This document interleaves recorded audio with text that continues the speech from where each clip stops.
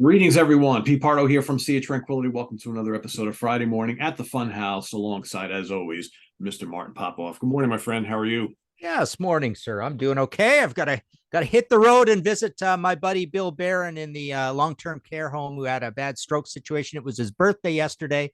Wearing one of his shirts in his honor. He always asks about you. So yeah, we don't. I don't think he has any ability to watch the show anymore. But No. we'll see if we can rectify that at some point. But We'll yeah, send him my best, and I hope he continues to rehabilitate, and hopefully things turn out for the best. yeah, I yeah. always say, as Martin and I were just talking, I lost a close friend of mine yesterday. I always say, keep your close friends close, and always give them a hug, because you never know, it might be the last time you see them, right? So hopefully Yeah. you'll have many visits with your buddy Bill, and going Yeah. forward, and hopefully he everything works out for him. So Yeah. So as soon as we're done, I got to jump in rush hour, head out there in this freezing cold Toronto morning. It's winter is definitely here in Toronto. So yeah. not quite here. It's nice though. We had a Yeah. great day yesterday, and its temperature is like in the low 70s. No humidity. The humidity of the last Yeah. 2-3 weeks is gone. So I think fall is finally getting ready to come upon us here. I'm closing the pool tomorrow, Martin. That's it. Wow. Done. Yeah. The year that we hardly ever use the pool. It's crazy, crazy summer. Yeah. So Wow. usually the pool closing always for me signals fall is here. So Yeah. Yeah. so we've got an interesting show for you here today. This is, as you can see by the title of the video, Three of a Perfect Pair.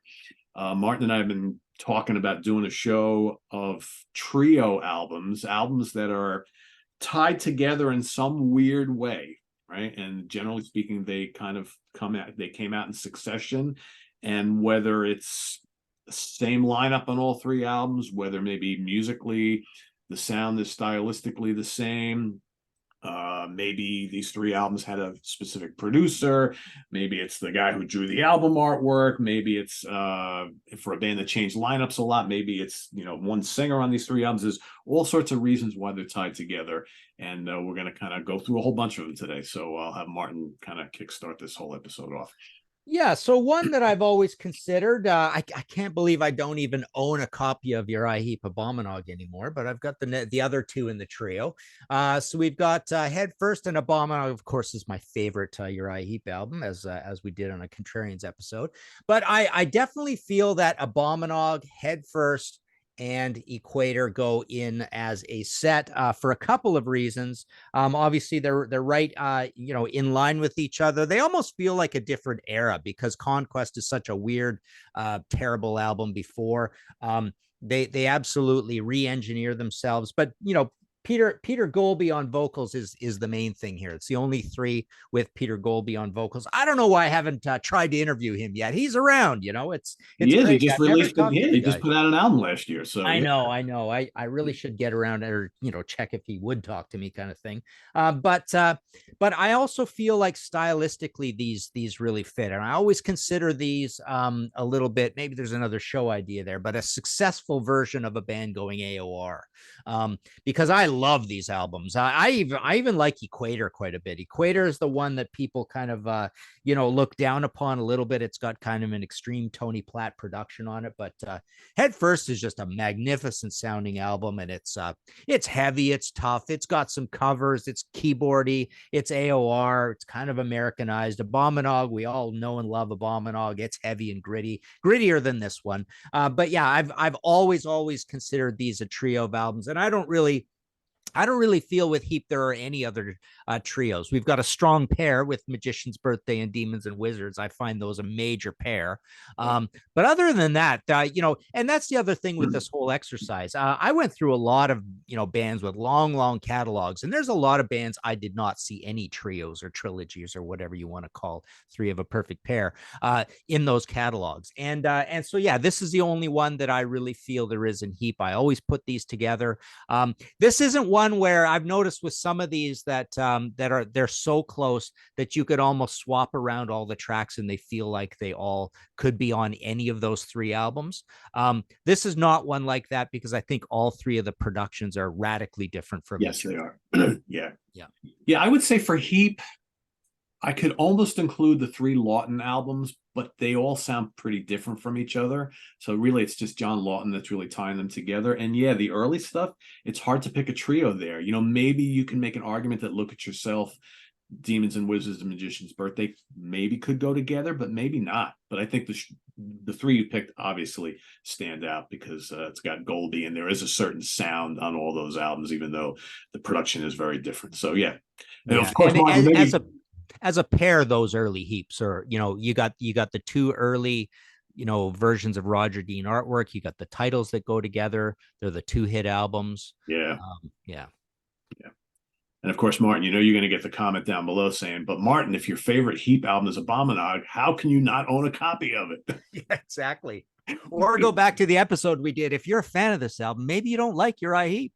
Yeah, exactly. Because it's so different, right? So I know. yeah. All right, my first choice today is Genesis, and it's the albums Trespass, Nursery Crime, and Foxtrot. Obviously, the thing that stands out the most right off the bat is the fact that Paul Whitehead did the artwork for all 3 of them. All right, so the only ones that he worked on with the band. And even though you've got a different lineup on Trespass into Nursery Crime, you got Peter Mayhew on drums and Anthony Phillips on guitar to be replaced by Phil Collins and Steve Hackett. Thematically and musically speaking, these are very, very similar. So, of course, the band went from being a kind of folky pop band on their very, very first album to all of a sudden incorporating all these grandiose keyboards and really intricate lyrics and musical arrangements, heavy, light, and shade, folky, this new thing called prog rock. And that feel really carries over on all 3 of these albums. I mean, if you were to come into this band fresh today and I played you these 3 back to back, you would probably think, well, it's probably the exact same band recording the 3 albums within a very short span of each other. And really, that really was the case. But and after Foxtrot, when they move on to Selling England by the Pound, they're starting to incorporate different elements. So to me, there's a very distinct different feel starting with that album going forward than these 3 here. And these are also, the productions are very similar, and there's a kind of a naivety to the band at this point where they're just really starting to discover their musical abilities and their songwriting abilities. You get a lot of these weird fantasy based and very English sounding lyrics, and just a really, really 3 of a perfect pair, as we say. So yeah, to me, I look at the Genesis catalog. There's a lot of these pockets of trio albums, I think, in the Genesis catalog, and this was the first of the 3 of them. So there you have it, Genesis. What would be another trio for you, do you think? Probably.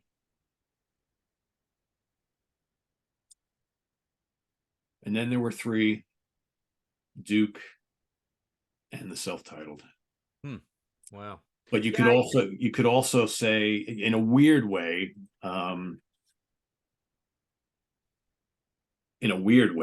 and I've said this before, even though there's an album in between, to me, Selling England by the Pound, Trick of the Tail, and Wind and Wuthering are a really good trio. I think, to me, The Lamb Lies Down on Broadway is kind of a weird fit. To me, I always felt The Lamb would have been perfect to come after Foxtrot, because I think the other 3 albums sound very similar, even though you got Gabriel on one vocals and on the other 2 you've got Collins on vocals. If you listen to them musically, and the feel of those albums are very, very similar, because they're starting to incorporate some pop into their music, whereas there's really none of that on The Lamb. But I think Selling England, Trick of the Tail, and Wind and Wuthering, to me, sound magical played back to back to back, and almost like that's the way it was supposed to be. I think the Lamb in between them is just doesn't kind of make sense. Obviously, that's when it came out, but yeah, I put Duke and Abacab together as a pair, and then did I say self-titled? I meant Abacab. I'm sorry. Abacab, and the self-titled, musically it should fit, as a transitional thing in there, or as part of a pair or trio. But I just, that album cover and the standalone and the, the success of it, somehow I don't have it in there. And then I put the next 2 kind of together. We Can't Dance, or I Can't Dance, or whatever it's called, Invisible Touch. Those 2 to go together too, right? So you got, and then there were 3 just kind of sitting there in the middle of nowhere. Yeah, I don't know, but yeah, I can see some Dukeness in that one for sure. Yeah, for sure. Because when I listen to And Then There Were 3, the Wind and Wuthering period is very different from And Then There Were Three. There's a distinct difference. Forget the fact that Hackett's not on the album. There's a distinct flavor change on between those two albums that I think, yeah, to me, those Duke and Then There Were Three are very similar, I think. But yeah, yeah, cool. Oh, I meant to mention also when I talked about Uriah Heep, you know, the fact that it's that vocalist. I meant to mention the Rainbow situation where you've got three that go together, but I don't really think they go together. You got the three Dios, but I really do think the three Joe Lynn Turners go together. I find that all of those albums tick off you know, various boxes, and they've got one of these on all three, one of these on all three. There you go. yeah, One of these on all three. They all fit together. Now those ones, the Ronnies, I feel like there's more distinction between the three albums, and the only thing linking them is the Ronniness. But I feel a much stronger presence of a trio with the Joe Lynn Turner album. yeah, I mean, you got Martin Perch on all three of these, but kind of as we've seen with him before, he can work for multiple albums back to back to back with a band, and each album sounds completely different. So I agree with you. I don't think those albums sound all that similar. These do, though. I mean, there's a feel to these albums that's very, very apparent right off the bat. And plus, you got Roger Glover producing all three of them, so they kind of have, and he's got a very distinct production style. Yeah, yeah. All right, my next one is Saxon. And yeah, I'm missing one of these as well. But anyways, I make it up for having two signed Denim and Leathers, which got all the guys when you combine them all together. But so Saxon, I feel like the debut stands alone. It's wobbly. It's 1969. It's pre-new wave of British heavy metal. It's not that heavy. It's a little proggy. It's badly recorded. But basically, the trio starts with the Wheels of Steel, continues on through Strong Arm of the Law and Denim and Leather. Those are the three that go together, where I could almost see, you know, switching those tracks around. Although Denim and Leather, this one is by far the most competently recorded and locked down and played. You know, a metaphor for that is just listening to that palm muted riffing on Princess of the Night. You realize this is way cleaner and more professional than Strong Arm of the Law, which is a really gritty, basic album. It's even more basic than Wheels of Steel. And then the whole thing ends to punctuate this golden period where they had all their hits and they had all their success. Granted, this is a UK success. You know, they ended off with The Eagle Has Landed. And then you get to Power and the Glory, which is a completely different album. It's my favorite Saxon by a country mile. Love it to death. Super heavy, great production. And they just sound like a completely transformed band. You know how I talk about Whitesnake as having their Kiss period. I think Saxon has their Kiss period with Wheels of Steel, Strong Arm of the Law, and Denim and Leather. That's their simple, slightly ZZ Topish, slightly AC/DC, you know, basically basic, little Status Quo, simple heavy metal, power chords, not particularly complicated in the riffs, very basic performances that you get there, and those always fit together. And then, you know, I always compare that to the Motorhead situation, but I'm not really feeling a trio with Motorhead. I'm feeling like there's four in a row that starts with Overkill, goes through Bomber, goes through Ace of Spades, and I basically would include Iron Fist as well. The classic lineup on all of them, all in a row, all sounding very similar. So I don't feel like there's a trio there. Very different for another Perfect Day. Another Perfect Day, is that right? And the first one, Motorhead. So, but it's funny. It's like other than the fact that it's four for Motorhead, it all lines up perfectly. This the golden years, the golden lineup, all the hits, you know, smack in the middle of the new wave of British heavy metal. So, our good old friend Saxon. There you go. Yeah, and you almost get the impression, because I know all those albums were recorded within a very short span. Oh yeah, it's almost like they had everything already written and said, all right, so we'll squeeze as much time into the studio as possible, because they all those songs sound like they were kind of the genesis of them all came right at the same time. Yeah, you got two in 1981 and 1981. Yes, that's crazy. So they absolutely all sound very similar. I do want to give a shout out to Graham Oliver, one of the original guitar players. Yes, he's been going through a little bit of a health issue of late. He and I have been communicating a bit. I've been trying to get him on SOT to kind of talk a little bit of Saxon history, but he's nice. We will do that. But he's doing a little recouping right now. So Graham, hope all is well with you. And yeah, I interviewed him for my Saxon book. He was great. He had a lot of good stuff to say. He's like good insights from him. Yeah, good guy. Good reflective guy. So, yeah. All right, my next band for the trio here is going to be the Allman Brothers. So we're looking at their reunion albums starting in 1990. So we got Seven Turns, we got Shades of Two Worlds, sorry for the glare, and then of course Where It All Begins. So these are the albums. So of course the band was basically broken up throughout the 80s. In the late 80s, the record label decided to put together a big Allman Brothers box set called Dreams. So the band came back together to put that together, to get that set. They played some reunion shows. They brought along with the band. So of course, Dickie Betts had his own solo band going at the same time. And in that band were two unknown guys named Warren Haynes and Alan Woody on guitar and bass. And basically what happened was they got back original members J-Mo and Derek Butch Trucks on drums, Greg Allman, of course, on guitars and organ, and then Dickie, Warren, and Alan came along with Johnny Neal on keyboards for Seven Turns. And here we have the new Allman Brothers band lineup. Tom Dowd comes in to produce this album. He produces the next album and the other album. So all three of these albums produced by Tom Dowd. They all sound very, very similar to each other. There's a similar feel to to all three records. The only real change is that Johnny Neal leaves the band after the Seven Turns tour.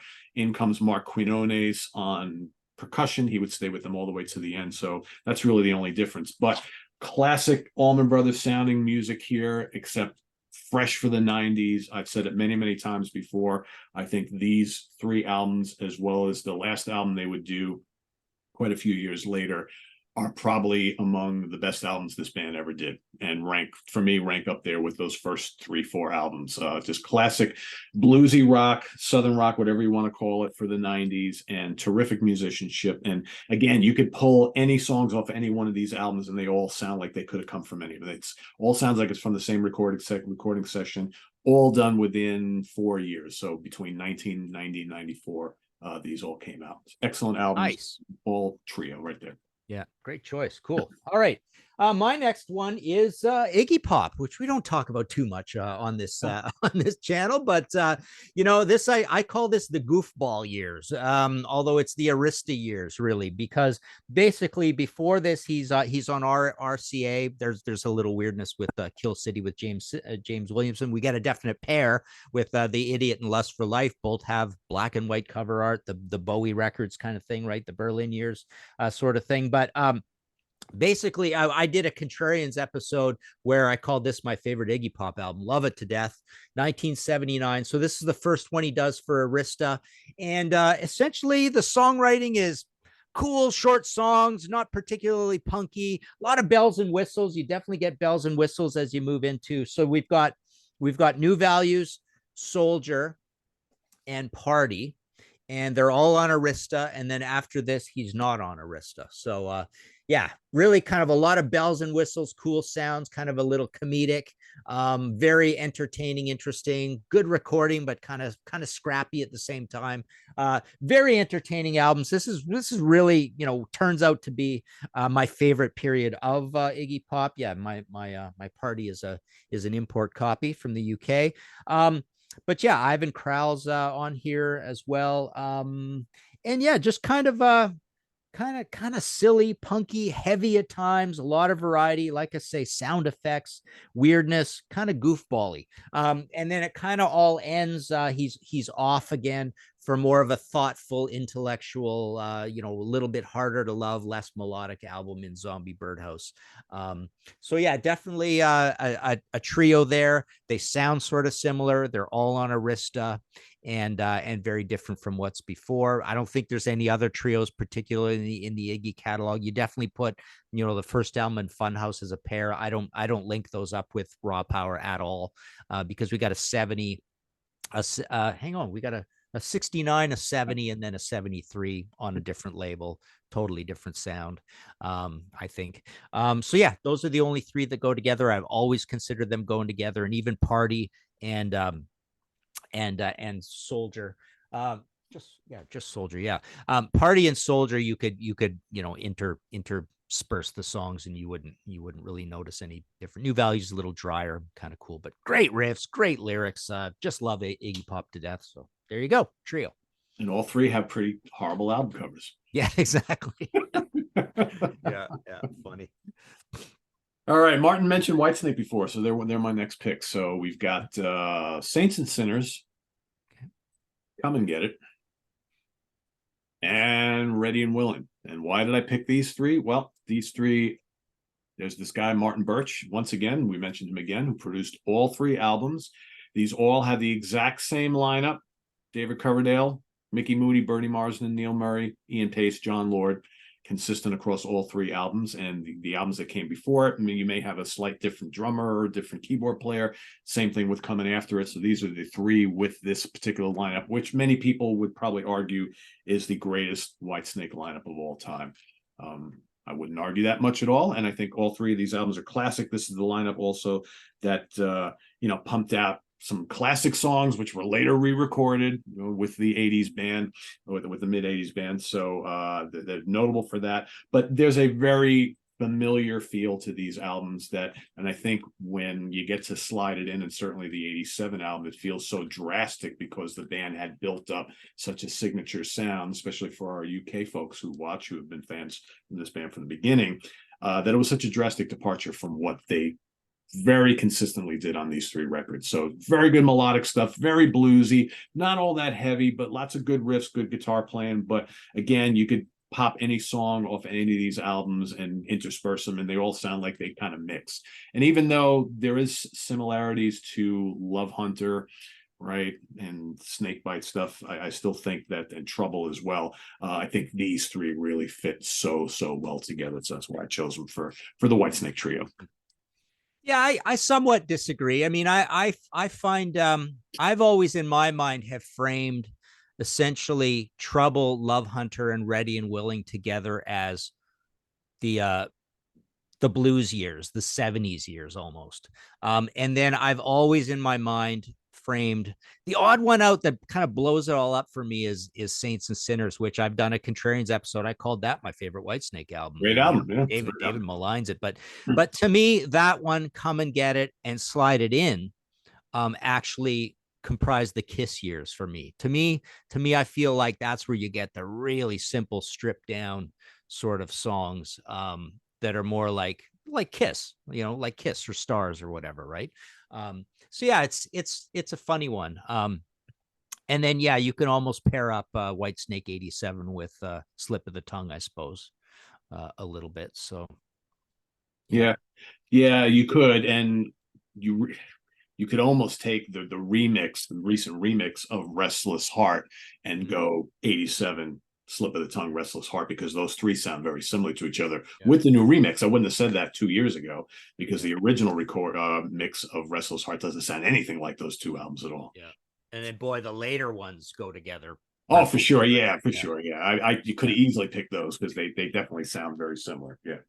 Well, that's the funny thing about this whole exercise is as you get into the modern day and every band is completely self-aware of what they're doing and they're completely safe about what they're doing, you get a lot of albums that sound similar to each other because we've broken it up into so many little subgenres that they just kind of stay in their lane. Basically, there's a lot of stay in your lane bands. Yeah. Later on in life where it's easy to find three or four. And would you agree, Martin, that a lot of the modern producers have a signature style and sound? So we've talked about Saxon and Accept and various other bands who have utilized Mr. Andy Sneap, and they all sound alike, right? But meanwhile, we've talked numerous times here on the channel about, we'll use Martin Birch as an example. How many Martin Birch albums have we listened to over the years where from album to album it just sounds completely different? Like Heaven and Hell sounds completely different to Mob Rules. Cultosaurus Erectus and this album right here sound completely different from a production standpoint. Those Rainbow albums sound completely different. I think he kind of hit on a signature sound with a lot of those Maiden albums that he worked on. But before that, you could pull out a half a dozen or a dozen Martin Birch productions. There's really not a lot that ties them together from a sonic level. But today, you get these producers, or exactly what you're going to get. The album comes out, regardless who the band is, and like, there's that sound. I kind of expected that. Yeah. All right, my next one is let's go with this one next. We've got the Grateful Dead situation. I've always been kind of an odd version of a Grateful Dead fan. I've always extolled the Donna and Keith years. But when I talk about the Donna and Keith years, they're on like Wake of the Flood, Blues for Allah, the early stuff as well. But to me, I really feel so these two absolutely go Oh, yeah. together. Shakedown Street and Terrapin Station. Love them to death. They're my two favorite Grateful Dead albums. You think of things like France, Fire on the Mountain, From the Heart of Me, definitely the good mellow Donna stuff, the balladry that you get on these. But the funny thing is, I have always put these two together with a non-Donna and Keith album in Go to Heaven. To me, this late 70s getting into the 80s period, there's something about it that just falls together.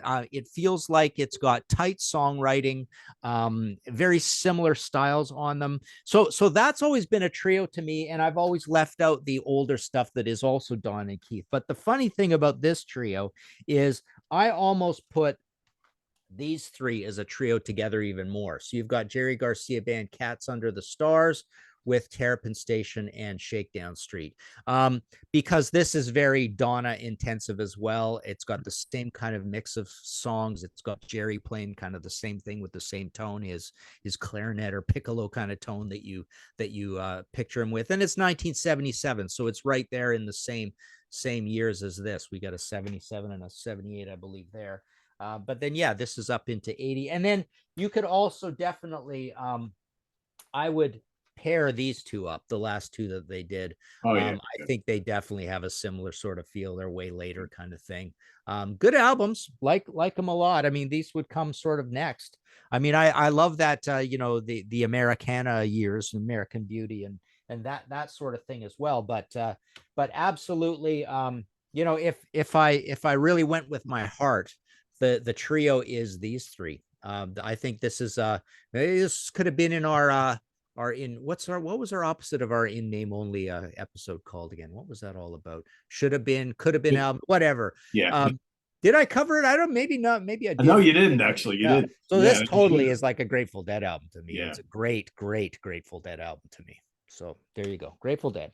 I think the Dead have more duo kind of albums than most other bands, because there's a lot of them. But you mentioned Blues for Allah and Mars Hotel totally go together. But man, what a complete about face when it came time for Terrapin Station and Shakedown Street, because it's a totally different band, it sounds. But yeah, there's an accessibility to those albums, I think, that, and I don't really know what it is. I always try to pinpoint like what it is the Dead are trying to do on those albums and why they sound so different than the few that came before it. Because like the Dead had just like kind of reinvented themselves over and over and over again. They all sound like Grateful Dead albums, but they're very different. You listen to those first couple, right, which is so bluesy and psychedelic, and then you get the kind of the country rock era, right, the country blues. Working Man's Dead and American Beauty. Yeah. It's just, I think France is just a masterpiece. I think it's one of the greatest songs ever written and recorded, and just greatest songs, period. France is incredible. So yeah. Good stuff. All right. Next, we're going to move on to Martin's favorite band of all time, Chicago. Nice. What would Friday be without some Chicago? Exactly, right? Martin needs more horns in his life, I think, right? All right, so they bust out of the gate with a double album called the Chicago Transit Authority. We've talked a great deal about this. Who releases a double album at the start of their career? Chicago does. This mix of like rock and blues and jazz and pop, and some call it prog, right? Whatever. Then they have to change their name to Chicago, right? Because they get in trouble with the actual Chicago Transit Authority of Chicago. They released their second album, simply titled Chicago, now known as Chicago 2. It's another double album. And what's really cool about these three albums, right out of the gate, all three of them are double albums. I'll get back to talking about each one individually. But then, of course, we do Chicago 3 a short while later, another double album, right? So 3 double albums in a row. William James Guercio produces all of them. It's the exact same lineup. But what kind of ties these all together is that, if you can kind of see from the back, all these albums are comprised of these like long suites and long songs, and there's lots of improvisation, but there's still a mix of pop and jazz. It's just, they all sound like they came together. These almost could have all been from the same sessions. They're all very adventurous, and almost as if the band said, we don't really care if we sell one album or a million. This is what we want to do. This is the way we're writing. This is the way we're arranging. We're going to do what we want to do. They have to be double albums to tell the whole story. And then, of course, their fourth album is a big 4 LP live set from Carnegie Hall. And then with their fifth album, they go with a regular single album with shorter songs, doing away with all the big long suites and things like that for more regular rock and pop based arrangements and song structures. So yeah, so these three kind of stand out like a sore thumb, or a really good sore thumb in their catalog. But all three are groundbreaking albums that any band would want to do that right out of the gate as a brand new band. 3 double albums, very adventurous, very awesome though. And again, a style of music that other than really blood, sweat, and tears, not a lot of bands were doing this kind of like, full horn section, ripping guitars, pop, blues, jazz, hybrid type of thing. So yeah, Chicago. Well, I'll make a deal with you. If you don't ask me to listen to any Chicago, I won't ask you to listen to any Iggy Pop. So okay, well, I don't mind listening to Iggy Pop, but Okay, so my last one is Alice Cooper. And I really feel that you have this period with him, which I loosely call his singer-songwriter period. It feels like a session guys period. It feels like an I'm gonna do all sorts of things. These aren't gonna be great recordings. They're just gonna be songs, pop songs. I'm gonna get a little wild, a little heavy here and there. I'm gonna be a little jokey. So I think it Welcome to My Nightmare is a great album, but it's obviously a concept album, and I think it hangs together in a whole certain way. But things, this is not a conceptual album, even though it kind of looks like it might be. But yeah, goes to hell. Lace and Whiskey, where he's got the the cool alter ego of the the 1940s detective kind of thing, right? But really, tick off the boxes, kind of a bunch of the same sort of songs as on Goes to Hell. And then, this is a concept album, but I still feel with the Bernie Taupin-ness, it's basically a singer-songwriter sort of album. So all of these kind of go together. You got your ballad that becomes a hit and it might go gold and all that sort of stuff. It's just this sort of polite, I'm just an everyman. This is the Alice Cooper that will show up on talk shows on TV. It's just just Alice as a universal pop star, someone that can possibly be liked out there by kind of any sort of audience. So yeah, different from Welcome to My Nightmare, different from then we get into what he now even has adopted as calling the blackout years, where it's keyboardy and synthy and a little new wavy and weird and obscure and causes the death knell of Warner Brothers, almost kills Alice in the process as well. So I don't know. I mean, are there? You could almost include those next 3 as a trio, right? In their weirdness. Yep. Although there might be is there 4 in totals? Hang on. Zipper, Special Forces. Much the fashion. There's Zaza, or not Zaza. Dada as well, right? Yeah. And then there's a definite pair in the first 2 on the MCA ones. Those are what we call the slasher movie Alice Cooper years, right? Constrictor and Raise Your Fist and Yell. Those 2 go together, right?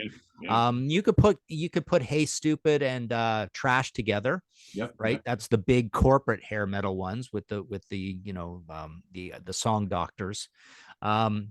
And then we know Dragon Town and what's its name go together. Brutal Planet. Those 2 are put together as Yep. So there's some other pairs in there. I don't know. In the old days, do you think there's any 3 that go together? I don't quite see it. The first 2 go together, that's for sure. First 2 go together. The next 2 really go together. Because $1 Billion Babies doesn't really go with any of the other ones. No, I don't think so. And School's Out is kind of an anomaly too. I would say School's Out and $1 Billion Babies kind of go together a little bit more. Yeah, so there's no real pairs other than Easy Action and Prettiest for You. Definitely. Yeah, Love It to Death and Killer are kind of similar. I think. But, okay. Yeah. I'd say so. Yeah. All right, my last choice here today. I've got 2 sets of trios from this band, and one was really obvious, and then the other trio of albums I think is fairly obvious too. It's King Crimson. So let's get the first trio set out of the way. Lark's Tongues and Aspic, Starless and Bible Black, and Red. So, of course, this is the savage, complicated, almost proto-metal King Crimson in spots. This is basically the introduction. Of course, with Larks, you get Bill Bruford joins King Crimson from Yes. You've got John Wetton coming over from Family and a million different other bands on bass and vocals. Of course, Robert Fripp, David Cross on violin. Jamie Muir is on that one album. He leaves for the next album. That's the other guys. Then for Red, you've got Cross leaves, and it's just a trio, and then the band's broken up. Why I put these together is because there's just a similarity to these three albums in Fripp's guitar tone, the kind of go for the throat way that they're writing and putting these songs together. Some of these songs are patched together from performances and working in the studio, coming up with ideas, and the way the band goes from light to shade all throughout these albums, and just the nature of, I mean, this is like, there was no prog band on the planet doing stuff like this at the time. There's some heaviness to these albums, especially in the riffing and the guitar soloing. You got Bruford here, very, very similar to each other, and that's early on. Then the band breaks up. So, of course, when they do decide to come back together, Fripp puts together a very different band with Adrian Belew, Tony Levin, and Bill Bruford, and we get Discipline, Beat, and Three of a Perfect Pair. The reason why the show is called Three of a Perfect Pair, because we were going to talk about this. So again, this is King Crimson, a completely different beast, all fresh for the early part of the 90s. There is, the music is still progressive rock. It's still complicated, but, there's a Talking Heads influence here, obviously, because there's a new wave thing going on this album. The look is different for the band, and there's an accessibility to this music that was probably we've never heard before in King Crimson. Yet there's, as always, these little complicated bits, this use of different rhythmic patterns and whatnot, but it's very 80s sounding from the production value. I mean, totally different. These two stacks, completely different beasts, but it still sounds like King Crimson in an odd way, because I think we always expect from King Crimson this very, Martin throws this whole term smarty pants music, right? There is a smarty pants-ness to King Crimson, regardless of what the era is, whether it's the first couple albums, the weird albums in the early 70s, these albums I showed, and these albums. And these albums sound very similar, although as we kind of move on, it gets a little bit more poppy, I think, but still you've got, when you got Tony Levin and Bill Bruford in the same band together for a trio of albums, it's going to have that similar type feel. And then, of course, Bruford, I always thought, not Bruford, Fripp and Belew work really, really well together, and the way they kind of weave the guitar lines, there's a similarity here. So, yeah, King Crimson, two sets of trios. Yeah. And so, yeah, in honor of that album, we called the episode this, and then it's pretty cool that, this is the one where you've got that consistency the album covers, and then he literally calls the last one Three of a Perfect Pair, not, probably not in any way for that reason, maybe at the time they had no idea. Yeah, exactly. Yeah. But it's incredible how it works out that you've just got those that we call the red, blue, and yellow period, right? Yeah, So yeah, exactly. Yeah. Do you have that list handy that we did for our notes for honorable mentions? If you've got it handy, why don't I just blast through the top half of it, and then I'll turn it over to you, and you can blast through the bottom half of it. All right, let me find honorable mentions. Well, I can just start talking, so I'll go through the top half. So we did have some honorable mentions. One that I really feel goes together is Graham Parker squeezing out Sparks, the Up Escalator, and Another Gray Area. I just feel that's his greatest period. The early stuff is a little pub rocky, and then he becomes sort of a solo artist kind of thing. But I think those really go together, especially squeezing out Sparks and Up Escalator. We thought about Kiss. You got the first three leading up to Alive. You got the second three leading up to Alive 2. There might be some other ones in there you might put together, maybe some other pairs or whatever, but yeah, not particularly a lot. We talked about Joe's Garage, how he puts out one album called Act 1, and then the second album's called Act 2 and 3. So that's a weird one that goes together as well. Thought about Rush a little bit. That might have been the likes of Fly By Night, Caress of Steel, and 2112, punctuated by a double album. I don't know if there's particularly any other trios. There's a lot of pairs, I think, in Rush. Thin Lizzy, people talk about maybe Jailbreak, Johnny the Fox, and Bad Reputation. I kind of am believing that as well, because then you punctuate with the live album, plus you've got Gary Moore on the next one. I think Fighting kind of stands apart a little bit from these, but, I would almost be inclined to put Fighting into the same thing. Led Zeppelin kind of didn't really see a trio in that. There's only 8 albums to choose from anyways. ZZ Top, definitely, I think you've got a trio in there with Eliminator, Afterburner, and Recycler. You got the matching cover art. You've got pretty much the same sort of high-tech production values. Afterburner is so much. Eliminator Part 2. Priest, I went through the whole Priest thing. Couldn't really notice any trios. Definitely some pairs, some big pairs in there, but not particularly any trios. Foghat, I kind of thought about putting in Night Shift, Stone Blue, and Boogie Hotel. I feel like those ones go together. They're similar sound and time, ticking off some of the same boxes, especially Night Shift and Stone Blue. The Yes album, Fragile, Close to the Edge, maybe kind of put those together. Yeah, there you go. And I'll turn it over to you. You can comment on the rest of what we had here. Yeah. Before I go to our list, let me just grab some of the ones here that I've pulled out. So I've got David Bowie, Ziggy, Aladdin Sane, and Diamond Dogs. If maybe stylistically there's some similarities here. There's certainly some similarities in the look of David Bowie and the image he was going. Looks like the same haircut going on those covers. Yeah. Yeah, exactly. And you want to throw, you can, if you throw the covers album in there, that makes it 4, right? The first Dio albums, right? Because it's the same lineup, even though maybe this album, Sacred Heart, doesn't sound all that similar. It's still the original classic lineup and the last of the classic lineup. So I kind of put those there. For me, the first 3 Metallica albums I always see as a trio. Again, I always see a pair there. I really see Ride and Master as a pair. Yeah, these are a pair for sure.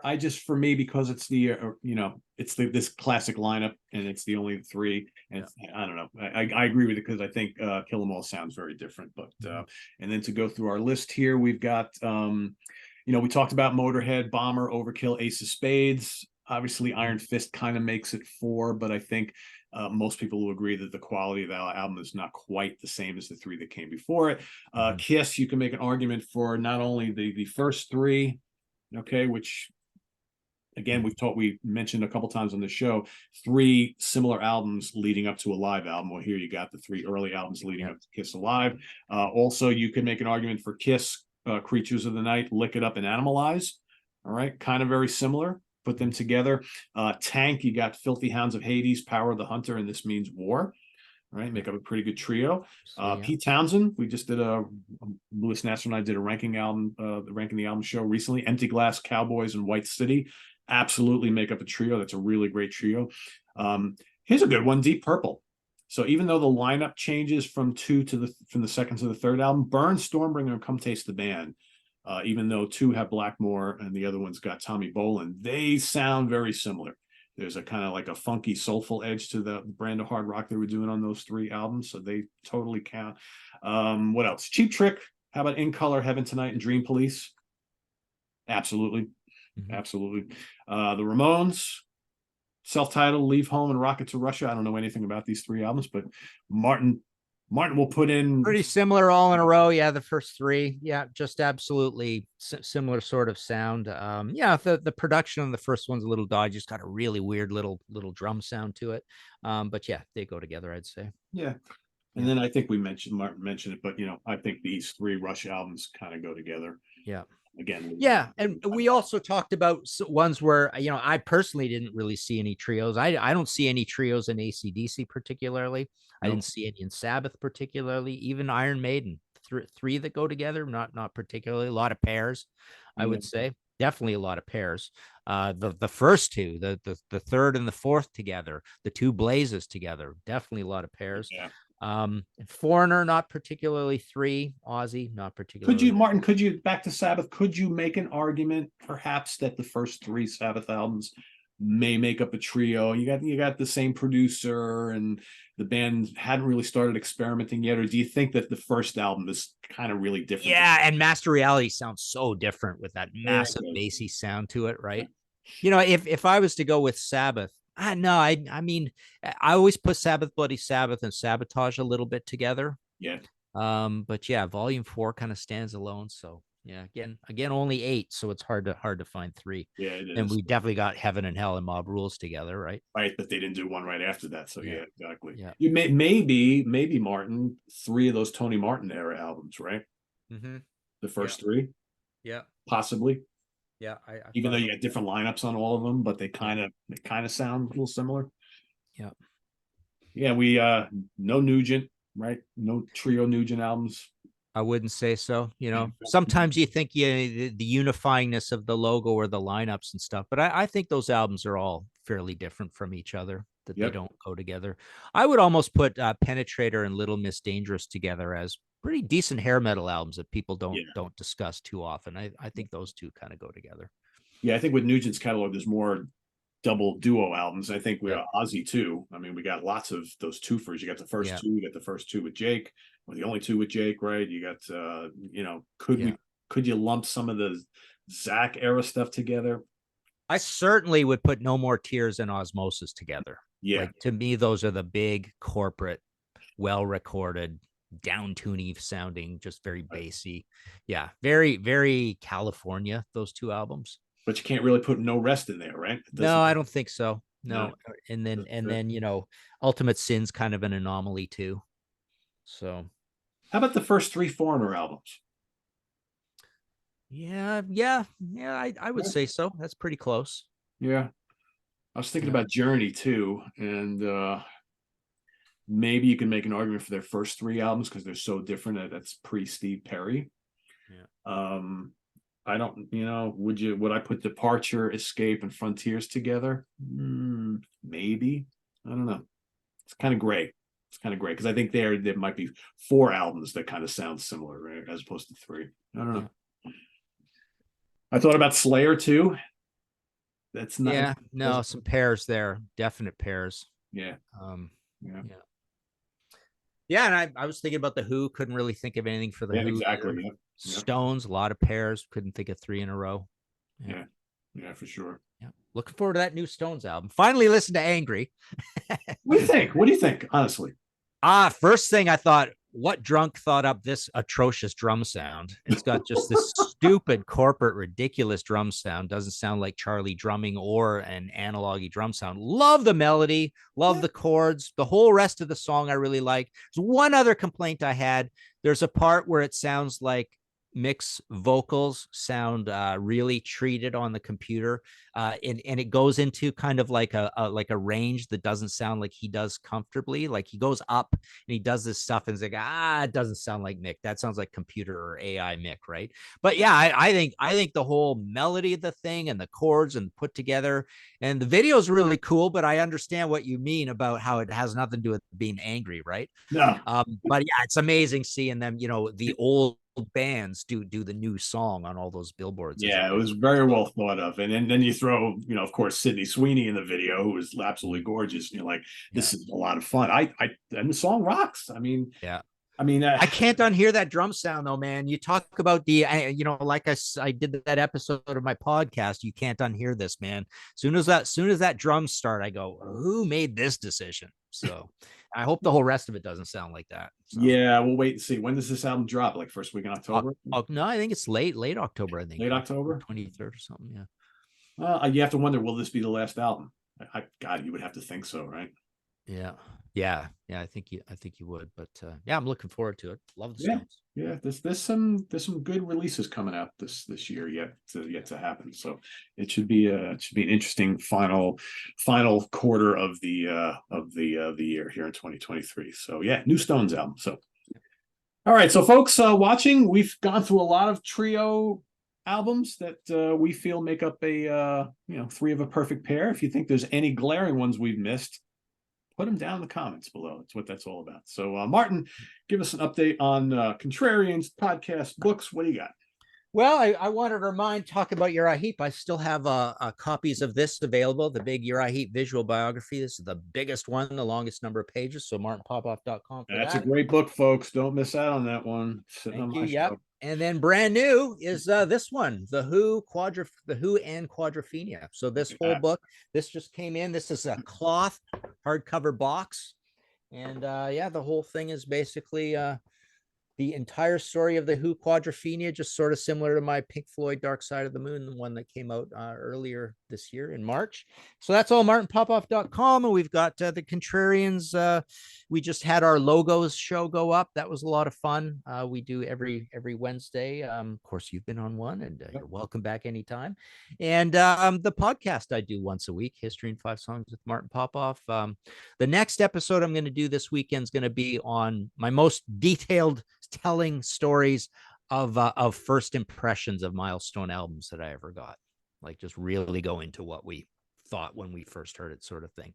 And I just finished up a trilogy of hair metal 70s bands, hair metal hits or successes, wins, I called it, fails and skips. So there were 3 in a row of that. So that's the run. Cool.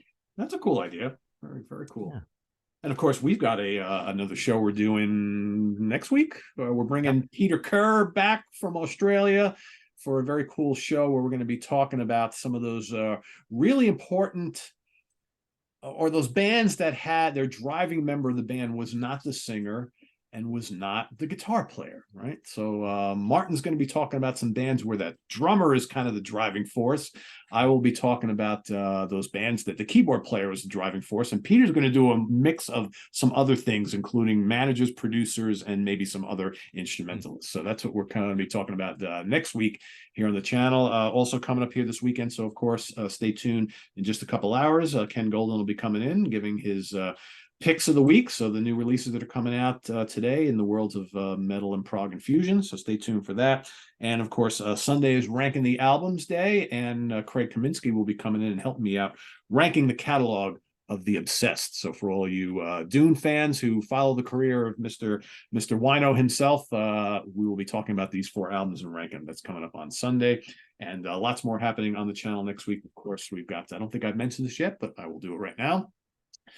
In the Prog Seat is happening on Tuesday. It's another album study day, and we are going to be talking about and dissecting Renaissance's Songs of Scheherazade. Actually, Scheherazade and Other Stories is the name of the album.